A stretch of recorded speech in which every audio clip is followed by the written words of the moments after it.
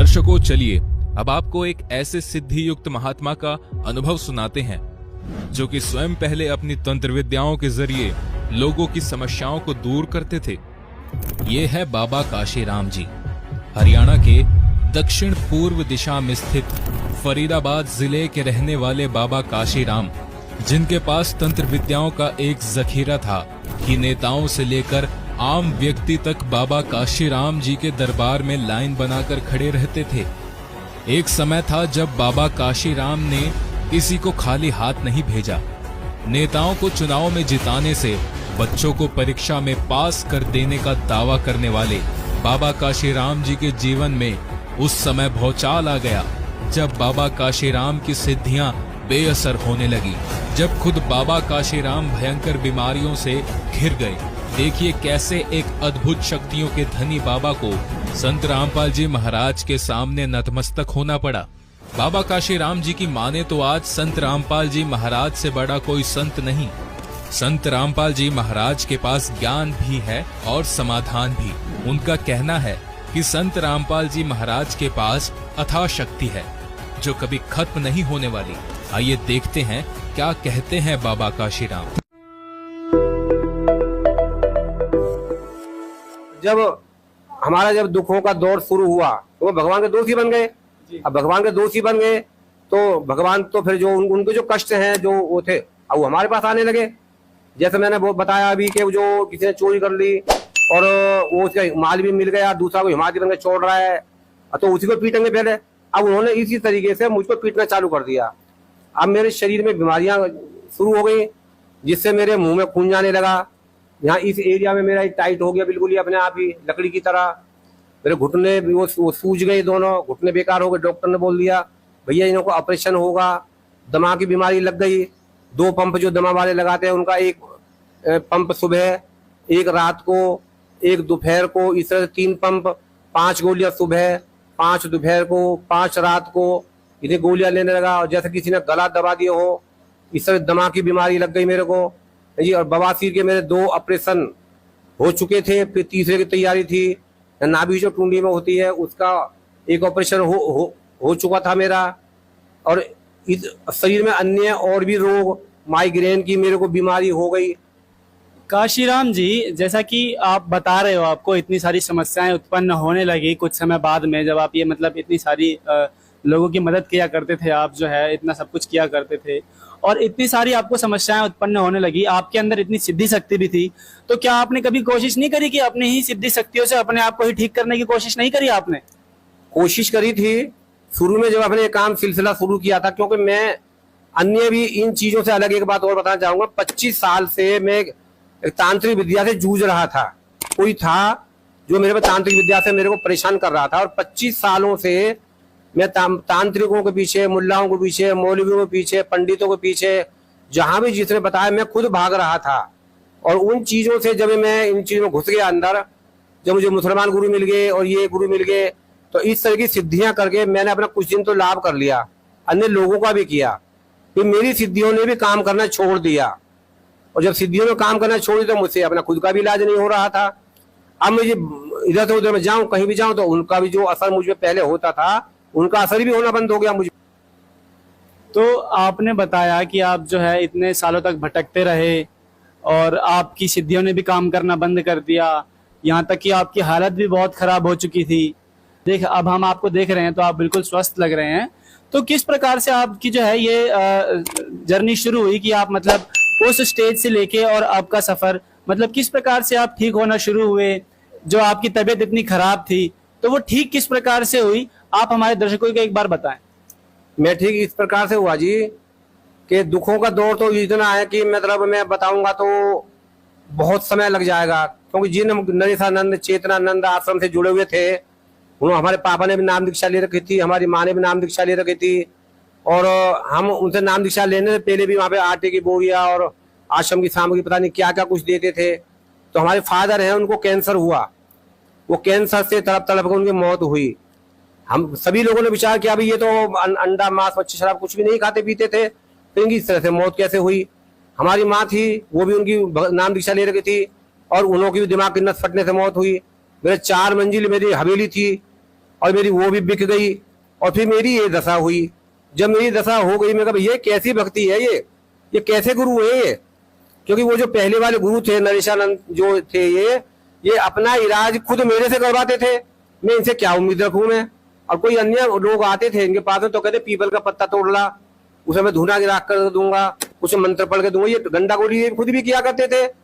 और जब इनसे कोई भगत की समाधान नहीं होती थी तो ये खुद मेरे पास भेज दिया करते थे, हमारा एक भगत है वहां चले जाओ काशी राम के पास और वो तुम्हारा इलाज कर देगा। अब वो अपने भक्तों को वो मेरे पास भेजते करते थे इलाज करवाने के लिए। और खुद भी अपने इलाज में से इनकी नस पीछे की ब्लॉक हो गई थी ऑपरेशन के लिए, तो उन्होंने कहा मेरी इतनी उम्र हो गई है, मेरा सही डैमेज हो गया है, अब मैं क्या करूं? तो जब मैंने इन्होंने बोला मुझसे भाई मैं इनका इलाज इनका करा इनका, तब इनका वो ऑपरेशन सक्सेसफुल हुआ। तो इस तरीके से मैं दुखों में इतनी समस्याएं मैंने कम बताई हैं, ये और भी ज्यादा हैं। लेकिन इन समस्याओं से घुलते घुलते जब मेरी माइग्रेन की बीमारी होगी सिर में, मुंह में से खून जाने लगा, मेरे दांत हिलने लगे, आंखों से दिखना बंद हो गया, बवासीर के मेरे 2 ऑपरेशन हो गए, तीसरा मेरा हर्निया का हो गया है जी, और मेरे घुटने दोनों बेकार हो गए, सूजन आने लगी, चलने फिरने से बेकार हो गया। डॉक्टर ने बोल दिया भैया तुम्हारे घुटने घिस गए, तुम्हारे इनका ऑपरेशन होगा। शादी के 14 साल बाद मेरे बच्चे हुए, बच्चे छोटे छोटे। अब मैं क्या करूं, कहाँ जाऊं, क्या क्या करूं मैं? तब मैं जब टूट गया इनसे, जब अब घर में सभी लोग मंदिर बनाकर रखते हैं, जैसा भी है, मैं भोले बाबा का अध्यक्ष था, हनुमान जी के कंठक मुझे हनुमान चालीसा याद है, मैं वो भी करता था। तब मैं तब परेशान हो गया, तब मैंने हाथ जोड़ के मंदिर में कहा, घर पे दुकान पे जो भी बना कर रखते हैं, मैं कि भैया भगवान हो, मैं तुम्हारी इतनी पूजा करता हूँ, इतना दान पुण्य करता हूँ, सब कुछ करता हूँ, तो भैया मेरी मदद करो, मैं दुख में तकलीफ में हूँ, परेशानी में हूँ, है जी। तो किसी ने कहा कि भाई आप जो है हनुमान जी के वहां जाओ। मैं हनुमान जी के वहां गया जी, वहां मेरी कोई बात नहीं बनी, काफी लंबे समय तक गया। तो किसी ने बोल दिया शनिदेव के वहां जाओ, मैं शनिदेव के वहां गया, तेल चढ़ाता था, मेरी वहां भी बात नहीं बनी। किसी ने बोल दिया पीर बाबा पे जाओ, मैं वहां गया जी, मेरी वहां भी बात नहीं बनी। किसी ने बोल दिया कालका मैया के पास जाओ, मैं वहां गया, मेरी वहां भी बात नहीं बनी। किसी ने बोल दिया गुरुद्वारे में जाओ, मैं वहां गया, मेरी वहां भी बात नहीं बनी। मतलब ऐसी कोई शायद ही कोई जगह बची होगी जहां मैं नहीं गया होऊंगा। तो मतलब काशीराम जी, आप अपनी परेशानियों को लेकर हर एक जगह जो पॉसिबल थी वहां पर आप जा चुके थे, वहां पर आप प्रार्थना कर चुके थे, पर फिर भी वो परेशानियां ज्यों की त्यों थी। लेकिन वो जो परेशानी आपको थी वो आखिरकार ठीक कैसे हुई? हाँ जी, तो जब ठीक है ऐसी हुई जी कि जब मैंने घर में मंदिर में रखा, मैंने हाथ जोड़ के आत्मा से हृदय से उनको कहा कि भोले बाबा हनुमान जी जो भी जैसे थे, जब मेरा परिवार मेरा बिखर गया पूरा, मेरा माँ मरी, मेरे फादर कैंसर से, मेरे घरवाली मरी है जी, और इस तरीके से मेरा मरने का तैयार हो गया, तो मेरा तो मन बहुत ही इतना विचलित हो गया था। मैं खुद भी आत्महत्या करने के लिए विचार बना चुका था कि आत्महत्या करके मरूंगा, झंझट से छूटूंगा मैं। तो जब मैंने सोचा भैया एक बार और प्रार्थना कर लूं भगवानों से, मैंने मंदिर के सामने खड़े होकर कहा कि भैया देवताओं मेरी मदद करो, मेरी जो मैंने सभी विराजमान कर रखे थे, जो भी पारंपरिक पूजा जो होती थी, काली माता की और जी हनुमान जी की, शिव जी की, लक्ष्मी की, और मोहन बाबा की भी मैं जाता था, वहां भी उनकी मूर्ति लगा रखी थी। तब मैंने कहा भैया तुम ये बताओ, तुमसे कुछ, तुमने आंखों से तुम्हें दिख नहीं रहा मेरा दुख, मैं तुम्हारे नाम पे इतना धर्म पुण्य करता हूँ, कानों से तुमको सुनता नहीं, तुम बहरे हो, क्योंकि मैं दुखी था आत्माओं से, मैं खुद आत्महत्या करने के लिए जा रहा था। तो मेरी पूरी दुनिया ही खत्म हो गई थी एक तरीके से, ये मान लो। तो मेरे मुंह से वर्ड निकले, शायद आपको बुरे भी लगे, नहीं लगे, बुरे भी लगे, लेकिन ये सच्चाई है जो मैं आत्मा से कह रहा हूँ, ये कोई कहानी किस्सा फिल्म नहीं बना रहा हूँ। तो जब मैंने उनसे भगवान से हाथ जोड़ कर कहा कि भाई तुम्हें आंखों से तुम्हें दिखता नहीं और कानों से तुमको सुनता नहीं, और तो दूल्हे की तरफ सज के बैठे हो यहाँ जी, तुम्हारा मैं क्या करूं, कहाँ जाऊं मैं, कहाँ मरूं, कहाँ तुमको ले जाऊं मैं? इससे अच्छा तो मैं जगह खाली कर दूं, मैं नास्तिक हो जाऊं, मैं इतना मैं दुखी झेल रहा हूं। तो तब मैंने जब परेशान हो गया, मैं भगवान मैं या तो आत्महत्या करूंगा या मुझे तू रास्ता दिखा दे, भगवान तू कहाँ है? जब मैंने आत्मा से हृदय से पुकारा भगवान तू कहाँ है, तो एक हमारा एक पड़ोसी है, वो अम्बेडकर चौक के जो लाइब्रेरी मार्केट है वहां पे डीलक्स शौचालय है, उसके बगल में तेजपाल भगत जी उनका नाम है। जब वो एकदम से अचानक वो दुकान पे आ गए, उससे पहले कभी मेरी दुकान पर नहीं आए, मैं उनके घर पे नहीं गया, कभी राम राम शाम शाम भी नहीं हुई, कोई लड़ाई झगड़ा नहीं था, कोई लेन देन नहीं था, बस ये जरूर पता था कि ये हमारे पड़ोसी भाई हैं। तो एकदम से दुकान पे आके बैठ गए वो। उन्होंने कहा कि और सुनाओ जी कैसे हो भगत जी? तो भगत जी कहने का कारण है कि हमारे पापा भी भक्त बनने का काम करते थे और फिर मैं करने लगा, और हमारे इस संत रामपाल जी महाराज का जो भक्त जो समाज है इसमें सत्साहेब भगत जी कह के ही बोलते हैं, ये भी कारण था। मैंने बोला जी ठीक हूँ। तो अंदर से आवाज आई, अबे नालायक अब तो सही सही बोल दे, अंदर से आवाज आई आत्मा से। फिर मैंने कहा भगत जी मैं बहुत परेशान हूँ, बहुत दुखी हूँ मैं। तो जी क्या हो गया? मैंने उनको बताया जी मेरे मुंह में तो खून जाता है और यहाँ से लकड़ी का सा बिल्कुल बन गया है, कोई असर नहीं होता खुजाने का कुछ भी, पता नहीं क्या हो रहा है। आंखों से बहुत कम दिखना हो गया है, सिर में माइग्रेन की बीमारी है, दिल्ली तक के डॉक्टर को दिखा चुका हूँ। और जी मेरे बवासीर के 2 ऑपरेशन हो गए, तीसरे की फिर तैयारी हो रही है, नाभि में हरनियाँ हो गई, उनकी बीमारियों से मैंने उनको बताया। तो उन्होंने कहा कि आप संत रामपाल जी महाराज की शरण में जाओ, वो पूर्ण परमात्मा है, पूर्ण ब्रह्म है, वो परमात्मा ही है, आप उनकी शरण में जाओ, वहां तुम्हारा उद्धार होगा। मैंने कहा भैया हम कहा करें, हमने तो गुरु बना रखे। तो उन्होंने जो आपके जो गुरुजी हैं ये नकली हैं, इन पे सच्ची भक्ति बिल्कुल भी नहीं है। जो शास्त्रों में अनुसार जो गीता में लिखा हुआ है, अन्य जो उनमें लिखा हुआ है, उन पे भक्ति नहीं है, ये मनमानी भक्ति दे रहे हैं, इन पे वो कुछ भी है नहीं, इन पे भक्ति नहीं है वो, आप संत रामपाल जी महाराज में जाओ। मैं क्या बोला भैया हम तो जो है हनुमान जी की मंदिर में जाते हैं, वहां कहते हैं संकट कटे मिटे सब पीरा, जो सुमरे हनुमत बलवीरा। हम तो जी वहां से भी उन पर कुछ नहीं हो रहा है। और जी मैंने जितने भी सबका नाम लिए वहां पे भी मैं सभी जगह गया, लेकिन कोई बात नहीं बनी। फिर मैं बोला भगत जी अब हम क्या करें जी। फिर 4 दिन बाद मैं उनके बाद फिर गया, वो इतने कह के चले गए। फिर मैं उससे बोला भगत जी क्या करें, कुछ हमें रास्ता दिखाओ, हम तो बहुत परेशान बहुत दुखी हैं। उन्होंने कहा संत रामपाल जी महाराज शरण में जाओ आप। तो भैया हम कैसे जाए, हमारा कैसे बताएं, हमारे पापा ने उनको गुरु बना रखा था, हमारी माँ ने गुरु बना रखा था, हमारी घरवाली ने गुरु बना रखा था, हमने गुरु बना रखा है। तो उनसे जाके पूछो, तुमने हमारे बाप को लूट लूट कर खाया, तूने हमारी माँ को लूट लूट के खाया, तूने हमारी घरवाली को लूट लूट के खाया, क्योंकि मेरी घरवाली भी मर चुकी है जी, ये दूसरी है जो फिलहाल प्रेजेंट में है। और जी अब मेरी मरने की तैयारी हो रही है, मेरी हवेली थी 4 मंजिली मेरी, वो बिक गई, अब दुकान बिकने की नौबत आ गई, शादी की 14 साल बाद बच्चे हुए हैं, मैं तो बिल्कुल सड़क पे आ चुका था, बिल्कुल आत्महत्या करने को सोच ही रही थी मैंने तो उन्होंने कहा जी ये जो है बिल्कुल नकली संत है, इन पे वो भक्ति विधि नहीं है बिल्कुल भी, आप उनकी शरण में जाओ। मैं भैया मैं कैसे छोड़ू इन सब इनको, इतने परदादा दादा हमारे बाप सब ये सब करते, मैं कैसे छोड़ू, मैं कहा करूँ, मैं तो अमरनाथ का अध्यक्ष भी हूँ 15 साल से। जब उन्होंने कहा तो आप एक काम करो, आप अपनी दुकान पर जाओ और वहां जाकर जिस कुर्सी पे बैठे हो उसी पे बैठो। तो अच्छा जी, वहां जाके आत्मा से हृदय से कहो कि संत रामपाल जी महाराज यदि तुझ में कोई शक्ति है, तुझ में कोई पावर है तो तू मुझे भी दिखा दे, बंदी छोड़ हम तो कुछ जानते ही नहीं थे, यदि तुझ में कुछ शक्ति है तो दिखा दे, मेरा भी समाधान कर दे कुछ, मैं अपने गुरु को छोड़ के तुम्हें ही अपना गुरु बना लूंगा। तो अच्छा जी फिर क्या होगा कि मुझे क्या पता क्या होगा, आज तुम जाओ भगवान से बात करो और जाओ मेरी दुकान पे ये बात बोलो वहां जाके। अब जी मैं मरता क्या नहीं करता, मैं दुकान पे आया, कुर्सी पे बैठा और कुर्सी पे बैठ के मैंने फिर बोला कि संत रामपाल जी महाराज यदि तुम में पावर है, तुम में कुछ शक्ति है, तुम कुछ हो तो मुझे भी दिखा दो, मैंने तुम्हारा बड़ा नाम सुना है, मैं अपने गुरु को छोड़कर तुम्हें अपने गुरु बना लूंगा। इतनी बोलने के बाद ही भगत जी आप विश्वास करेंगे नहीं करेंगे ये तो आप जाने, मैंने जैसे बोला एकदम से बात मेरी पूरी भी नहीं हो पाई थी, इतने एकदम से सिर से जो माइग्रेन का दर्द था एकदम से गायब हो गया।